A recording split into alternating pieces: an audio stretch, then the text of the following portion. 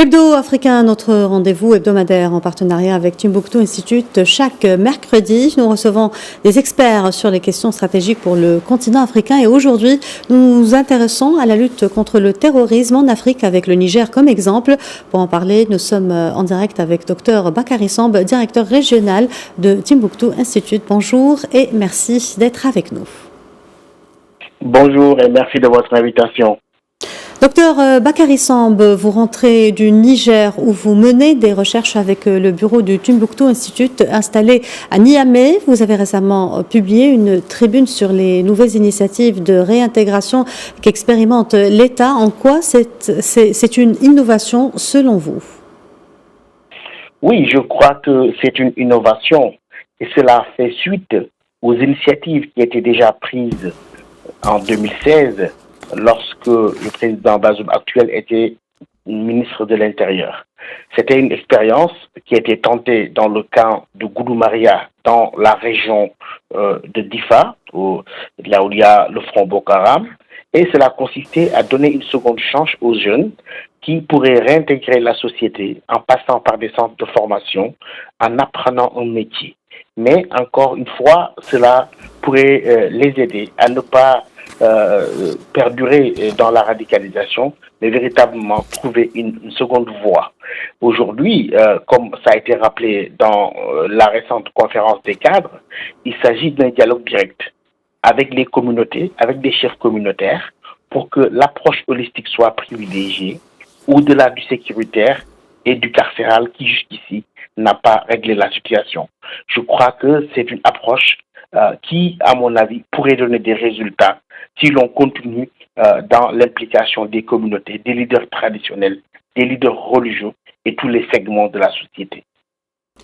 Très bien. On sait que vous participez depuis 2 jours à Las Palmas, à la réunion des envoyés spéciaux de l'Union européenne au Sahel. Quelle est la place d'une telle approche dans le contexte de l'élaboration de nouvelles réponses face aux nouveaux défis au Sahel? Il est absolument nécessaire, comme vous le savez, de réfléchir sur les stratégies qui depuis 10 ans ont été déroulées au Mali et au Sahel et qui n'ont pas donné les résultats escomptés.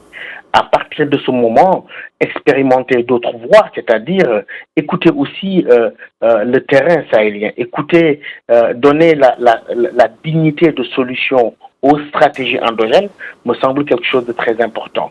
Aujourd'hui, la nature du conflit a complètement changé. Nous sommes passés du terrorisme simple avec des groupes qui s'attaquent à des territoires à une complexification de la situation avec l'émergence de conflits intercommunautaires, l'émergence de conflits de tout type à travers le pastoralisme, les questions foncières, mais aussi l'affrontement entre des communautés qui jadis vivaient en harmonie. Je crois qu'il est important de revenir sur cette approche holistique, de revenir aussi sur les possibilités qu'ont les sociétés africaines en termes de médiation et de résolution de conflits. Et je crois qu'il sera très très important pour nous d'affirmer cette position-là dans le cadre de cette conférence-là, parce que justement les sociétés africaines, les sociétés sahéliennes ont évolué et il est temps de les écouter. Et le fait d'imposer des paradigmes conçus ailleurs n'a pas du tout fonctionné. Il est temps de voir comment expérimenter autre chose. Bakary Samb, pensez-vous que l'approche nigérienne, comme d'ailleurs le concept de Moussalaha expérimenté par le Maroc par le passé, pourrait être inspirante pour une sortie de crise au Sahel?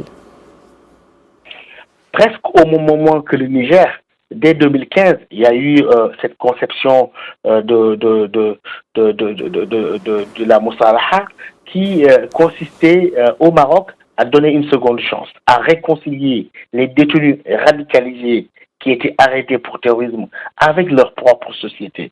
Parce que je le dis très souvent, dans le cadre de cette lutte-là, il faut non seulement gagner la guerre contre les terroristes, mais aussi gagner la paix avec les populations locales.